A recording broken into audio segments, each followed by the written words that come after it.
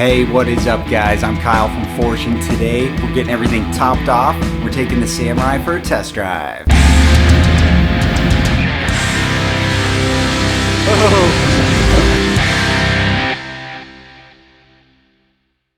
So we've been working on the Samurai for quite a while now. Everything's finished and bolted up. We just need to tighten everything down, make sure the rest of the stuff is torqued down, top off some fluids, and we're gonna back it out of the garage and take it for a spin. What I'm doing isn't the only way to do it, so make sure you look up what you want to use and feel comfortable with. And if you're doing something different, please put it down in the comments and let me know. I'd love to hear what everyone else is putting in their Samurai to keep it going.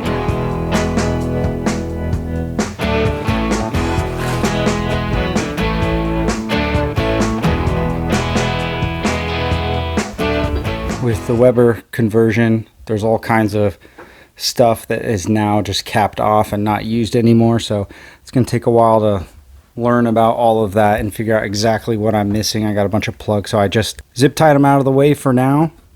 We had a bunch of tubes that were too short, so I just added this tube and put this vent in line. At one time I had taken this jack out, but you know, there's not really anything there, so I just put it back in. I know it's too short to actually lift the truck up. We can probably find something to do with it in an emergency, and it's not taking up any room, so leave it in there for now. All right, motor oil, probably one of the biggest ones that people do research on before they put in there. On my little corner of this shelf, I've got a bunch of different types of coolant, and I've got 4 different types of oil for the different cars that I have. They all take something different, which really isn't too convenient, but it's okay. Oil is cheap, and really what I try to do is I figure out what the manufacturer said was the right oil to put in there, and if they have a bunch of options, the next thing I do is I go in there and I look at what the different weights are going to mean, and really what they correspond with are temperatures. The first number being what the viscosity will be when the oil is cold, and then what it'll be at a running temperature. This can be pretty important because it's going to tell you how well it's going to flow and the amount of protection that you're going to get for all your metal parts in there. What I want to see is the chart. I want to see what temperature range these are good for. For an engine like the Samurai that's going to get changed out every 3,000 miles, I don't worry about putting super nice oil in there. I get whatever's cheapest. I use a lot of STP products, and same with the oil filter. I get whatever the cheapest one is. You buy these two together, the oil and the filter, at a lot of auto parts store, and you'll get a deal. Right now I'm running 1040, and if you look in these graphs, you kind of just need to figure out, okay, where do I live? What's the temperature range look like? I like to do it so the oil can be used year-round. Here in California, ours goes down to about, I'd say about 32 where I live at the coldest in the winter, and then in the summer it gets up to about 115 at the hottest. An oil that can cover both of those ranges for me is really awesome, and it makes everything much simpler. I've been using this 1040 in there and it works great. When the charts aren't good enough and you need to know more, definitely look in your user manual for the vehicle. It'll have recommended oils in there, and this is one of the ones for the Suzuki Samurai. Something simple, but this can turn into serious problems if you're not using the right one. So I would recommend going with whatever the cheapest option is and keeping a good eye on it if you're that kind of person. If you're not, maybe you want to go with a more expensive option, you know, an upgraded oil and a filter. Either way, these have a large impact on the life of your engine, so make sure you do your research on that. All right, coolant for the Samurai. This is the one I'm using. This is the green color. Now, they have a bunch of different ones of these out there, and you always read on the back and it says somewhere, oh, this can be mixed with any color. It can get mixed with any other coolant. It's not a problem. Some people are still really concerned about mixing them, and you know, honestly, I just wouldn't do it. The Suburban takes the Dexcool according to the user manual, which is an orange one, and there's some reports that if you mix the green and the orange together, it'll kind of sludge up in there and it'll clog up all the veins in your radiator. Also, there are some concerns that the wrong coolant could break down gaskets and different plastics and stuff, so I would just go with whichever one your vehicle recommends, and this is the one I'm using. It's really simple, cheap, green, top her off.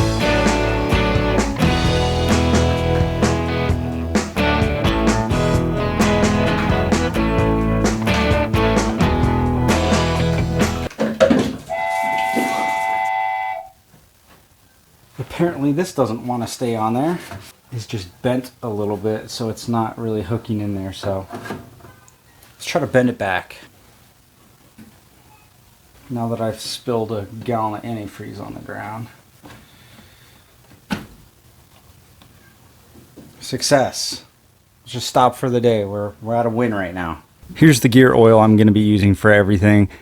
A lot of people swear that you're supposed to put the 75/90 in the transfer case or in the differentials. Really, if you look at the difference between these two, the temperature ratings are not much different. It just goes really low into the cold. I'm in Northern California and I really don't think it's going to be a problem. Another one of the major differences is having a full synthetic versus this petroleum product. For me, this was just way easier to find. They had a ton of this at the store, the 75/90. Couldn't find any of it at 2 stores I went to, so I'm going with this. I think as off-roaders, we probably deal with this stuff much more than other people, probably due to broken parts, working in new gears, things like that, so we end up changing our gear oil more often. But this is what I'm gonna go with. I'm gonna throw some in the transfer case and some in my differentials. This tool is freaking awesome. If you haven't seen these, they make life way easier when you're under a truck and trying to get that gear oil or transmission fluid, whatever you're working on.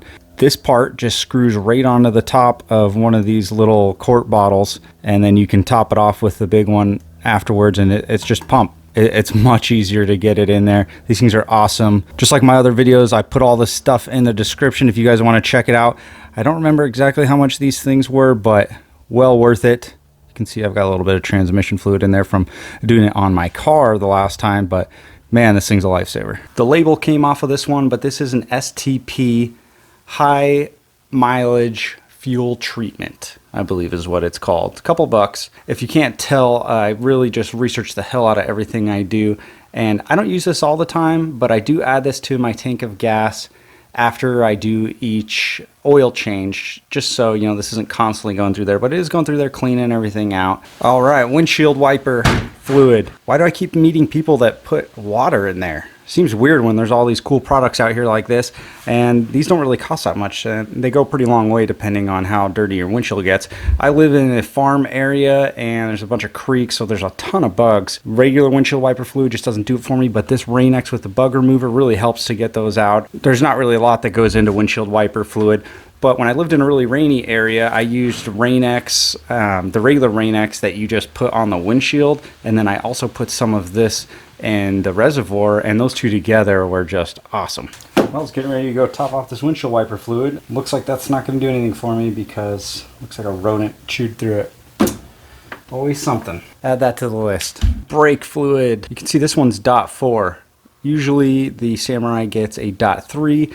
This is another thing that has a ton of opinion on it, and there's a lot of ways you can mess this up, but if your vehicle takes .3, you can upgrade to .4, which has a better temperature rating.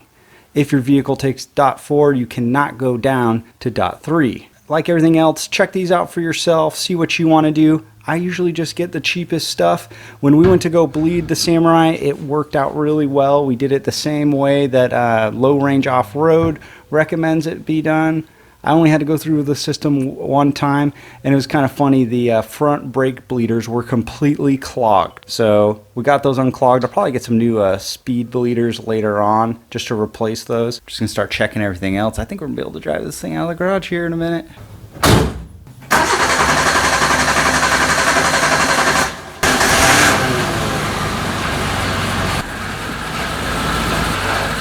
All right, so I took the Samurai out of the garage and everything seemed to be going fine, and then I noticed my transmission shifter was just bouncing all over the place. I mean, in low range it's so bad I could barely drive. So I got it back up into the garage, and it's kind of funny, I specifically mentioned in my last video about weak links, about how I wanted to keep my transmission mount stock, a transmission mount upgraded, which I'm not.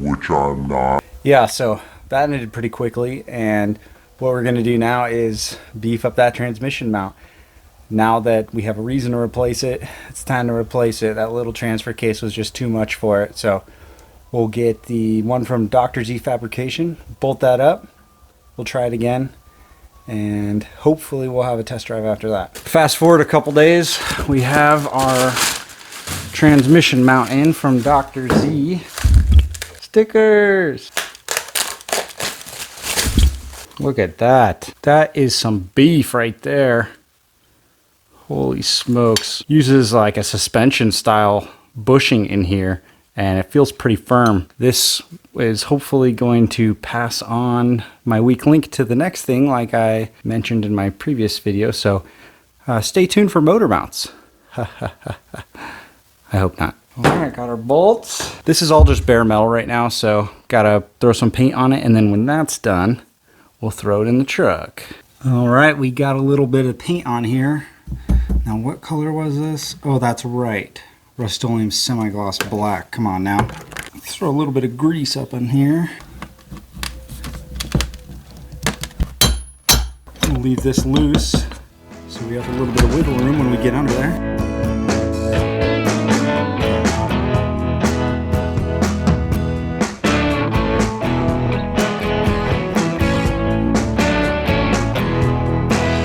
Alright, super dark right here, but this is the mount right here, and then you can barely see it, but this is what holds the exhaust up. In some other videos, people were saying that it won't fit in there. I trimmed off a piece that rides up against the side. It's usually on that side, but I just flipped it around 180 and chopped it like right there and on this other side. Basically I just chopped the edges off so it could fit in there.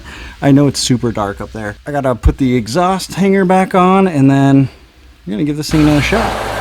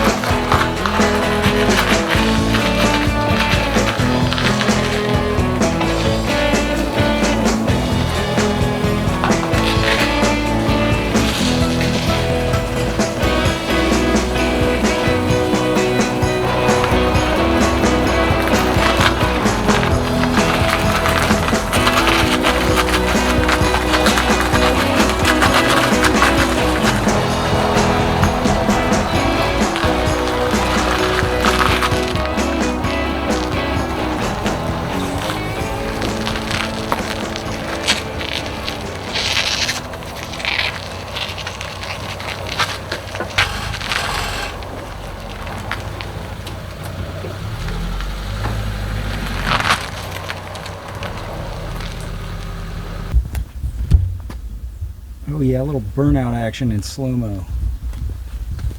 A little chirp action. Holy smokes, do I need to clean my garage. Alright guys, that was the long-awaited test drive, and I think it went great. We had a little hiccup there, but you know, that's to be expected. Once we get it out on the trail for the first time, doing that shakedown, I'm sure there's going to be more things popping up, but you know, that's all part of the hobby here. We're just trying to make these things bigger, stronger, and more dependable. Got the Samurai back in the garage now. We've got some more work to do. You know, it's not complete yet. This whole series will be about 20 videos, so we've got a few more to go. And after this, hopefully we will be doing the wheels and tires. I'm going to go through everything that I put into it and why I went with what I've got. So stay tuned for that. If you want to check out all the stuff that I used, I will put a link down in the description for you guys to look at. Thanks for watching, guys. See you next time.